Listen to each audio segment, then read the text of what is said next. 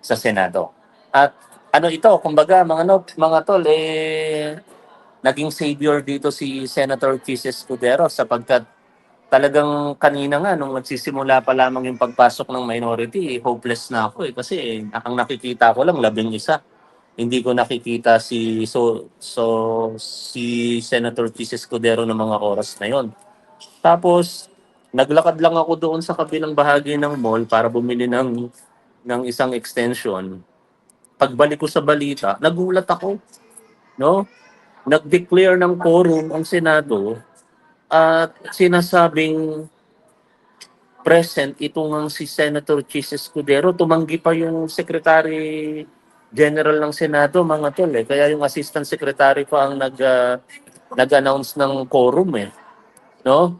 Kaya kahit medyo masama ang loob natin, sabihin na natin kay Chis Escudero dahil sa mga alegasyon ng korupsyon laban sa kanya, kaugnay po ng flood control project anomalies o yung budget insertions, still medyo nakabawi-bawi ng bahagya si Escudero kasi talagang siya yung naging dahilan para masipa ito pong leadership ni Alan Peter Cayetano na simula po nung naupo nung May 11 ay puro gulo na sa Senado ang nangyari, no? Walang mabuting naidulot ang pamumuno ni Cayetano sa Senado since May 11. Biruin ninyo, May 11, katakot-takot na kahihiyan na ang nangyari. Merong isang senador na merong warrant of arrest mula sa International Criminal Court, tumakbo sa NBI, pinabig ang lady agents, ayaw magpahuli. Tapos kinalauna, naglabas ng resolusyon ang leadership ni Alan Peter Cayetano para sa isang tinatawag na protective custody para kay Bato de la Rosa. Ngayon, nakipag-usapang lalaki, gentleman's agreement ang NBI kasama si SILG John B. Cremulya para mapanatili lamang sa loob ng Senado si Bato de la Rosa. Pero hindi po nangyari sapagkat noong May 30 ng gabi, ikalawang dagok sa leadership diyan sa Senado o sa institusyon ng Senado, nagkaroon ng putukan.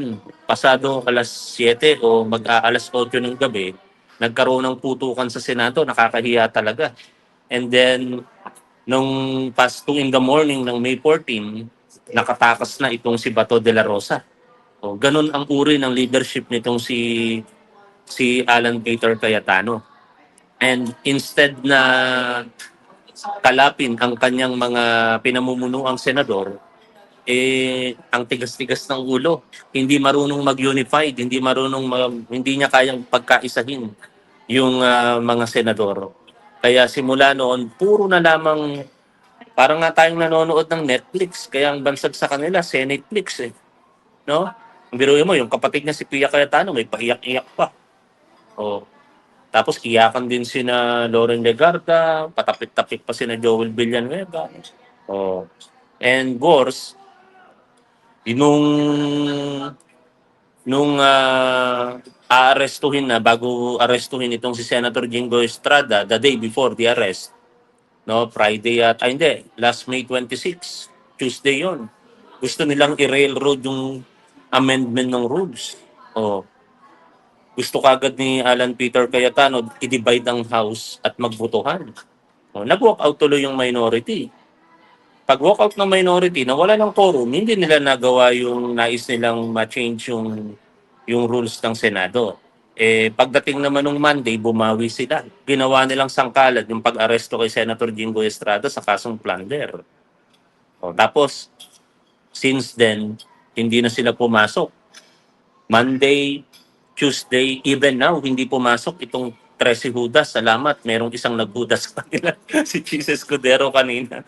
Kaya finally, mga tol, nabawi na yung liderato na pinamunuan nitong si Alan Peter Cayetano na talagang nagsadlak sa Senate of the Philippines sa nakakahiyang sitwasyon, no?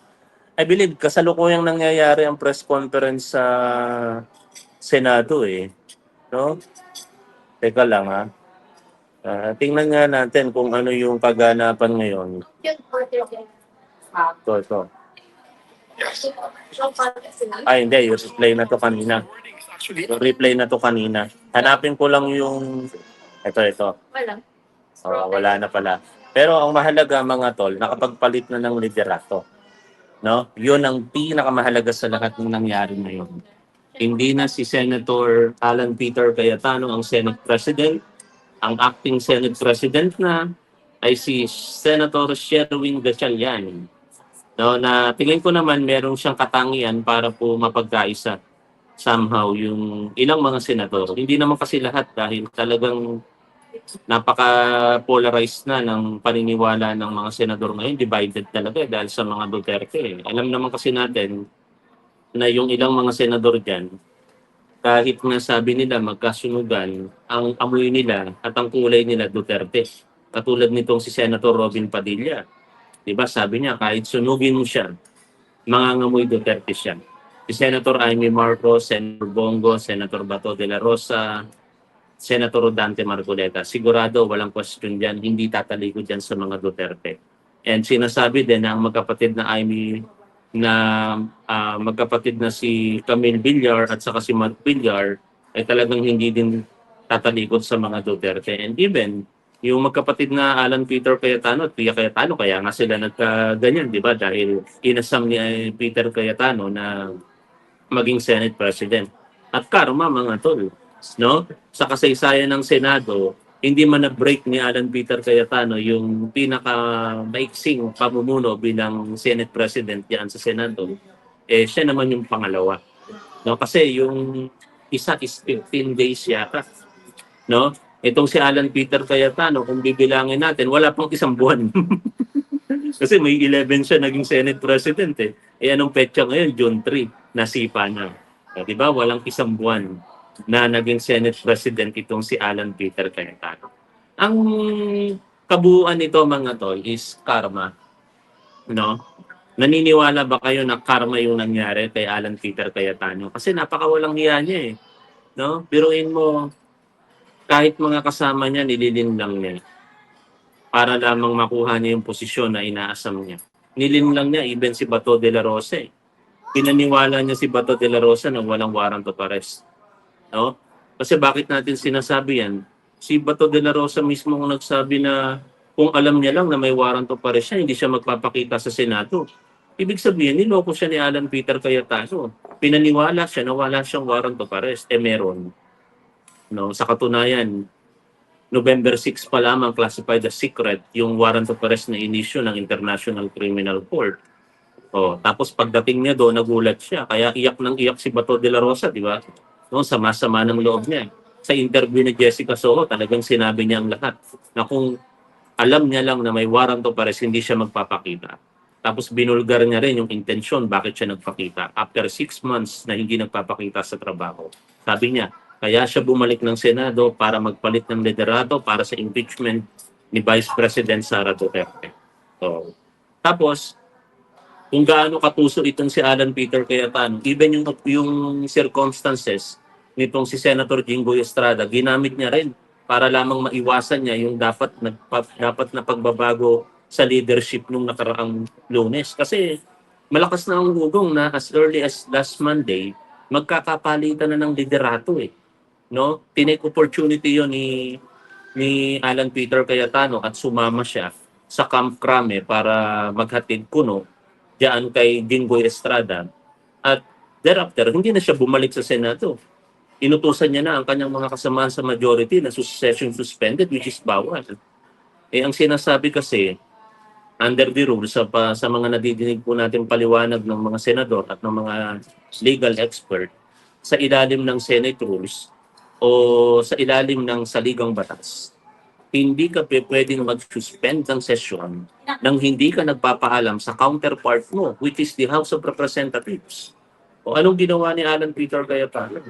Hindi niya pinaalam, nag-suspend siya ng session, tapos ang naging way niya lamang para ipaalam sa public ay sa pamamagitan pa ng Facebook post. Di ba? Nag-post lamang siya noong Monday sa kanyang Facebook page na hinihikayat niya ang minority na manahimik at i-boycott ang pagtatrabaho nila sa Senado. Hindi umubra, hindi pumanig sa kanya ang minority. Ang ginawa ng minority naman, sumagot at hinihiling yung resignation niya. Pero Makapal talaga ang mukha ni Alan Peter Cayetano eh. Kahapon nag-live pa, sino ba yan? Instead na pasok sa trabaho, mag-preside bilang Senate President, pamunuan ng Senado, ang ginawa niya, hindi siya pumasok, 10 ng mga kasamahan niya sa majority at nag-live stream sa Facebook.